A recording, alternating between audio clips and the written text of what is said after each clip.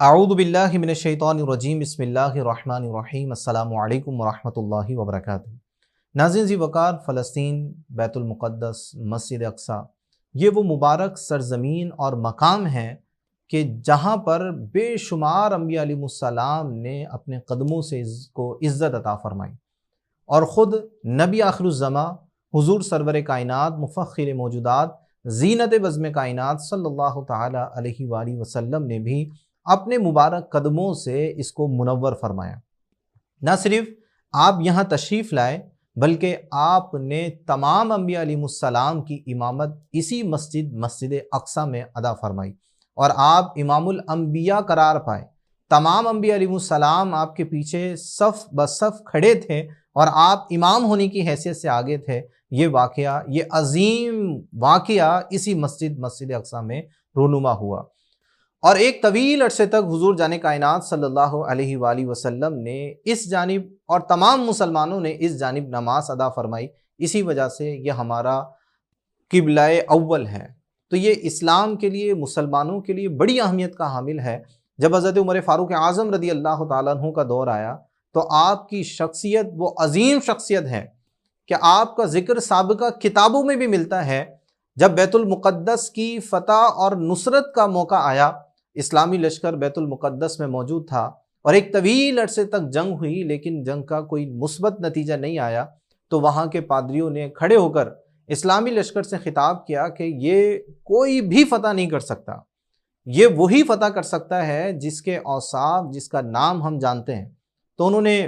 استفسار کیا کہ کون فتح کر سکتا ہے؟ تو جب انہوں نے حلیہ،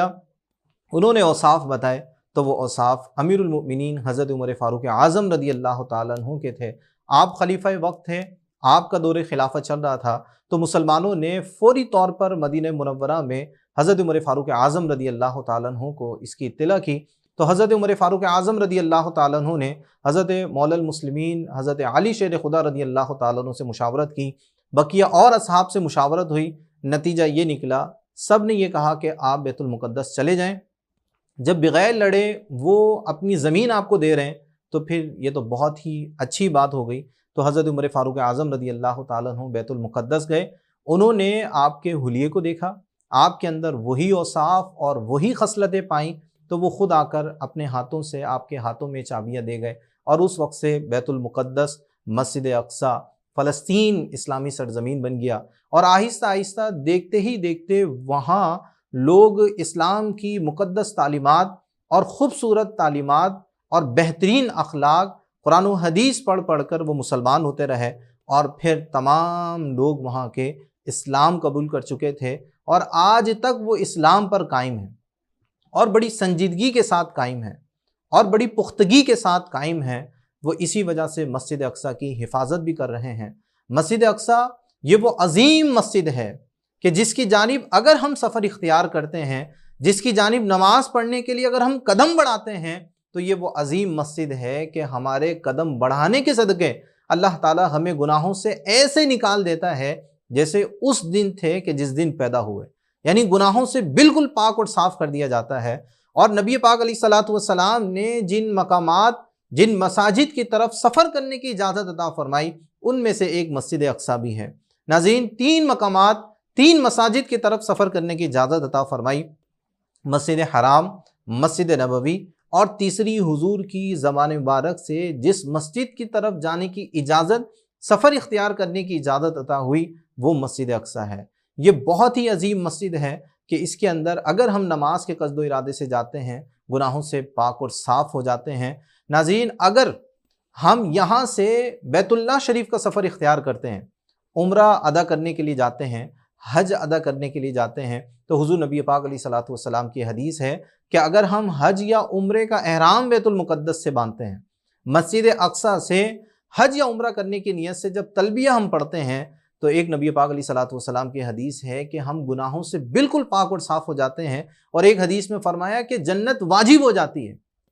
تو یہ مقام کتنا مقدس مقام ہے۔ اللہ تعالی ہمیں بیت المقدس کی آزادی دیکھنا نصیب فرمائے، بیت المقدس میں ہمارا آنا آسان فرمائے۔ ہم تمام مسلمانوں کو بیت المقدس کے ساتھ، مسجد اقصی کے ساتھ اور وہاں کے مسلمانوں کے ساتھ کھڑے ہونے کی اللہ رب العزت توفیق عطا فرمائے۔ اللہ رب العزت ہمیں اپنی زندگی میں یہ وقت دیکھنا نصیب فرمائے کہ ہم سب مسلمان عقیدت و احترام کے ساتھ مسجد اقصیٰ میں نماز کے لیے حاضر ہوں، اور پھر کیا ہی بات ہے کہ وہاں سے بیت اللہ شریف کا سفر اللہ تعالی ہمارے مقدر فرما دے، وہاں سے ہم عمرہ کرنے کے لیے جائیں، کبھی حج کرنے کے لیے جائیں، حضور نبی پاک علیہ الصلوۃ والسلام کے روزے پر باادب حاضری کے لیے جائیں۔ اگر ہم وہاں سے بیت اللہ شریف کا سفر باندھنے میں کامیاب ہو جاتے ہیں تو اللہ رب العزت کے حبیب کی زبان سے پہ جنت کی بشارت ہے کہ اللہ تعالیٰ اس پر جنت واجب کر دیتا ہے، اس کے گناہوں کو معاف کر دیا جاتا ہے۔ تو اللہ تعالیٰ ہم تمام مسلمانوں کو مسجد اقصیٰ کی حفاظت کے سلسلے میں عملی اقدام کرنے کی توفیق عطا فرمائے، وہاں کے مظلوم مسلمانوں کے ساتھ کھڑے ہونے کی اللہ تعالیٰ ان کے حق میں آواز بلند کرنے کی توفیق عطا فرمائے، اور جو صاحب اقتدار حضرات ہیں انہیں بہت ہی جامع عملی اقدام کرنے کی اللہ رب العزت توفیق عطا فرمائے۔ السلام علیکم ورحمۃ اللہ وبرکاتہ۔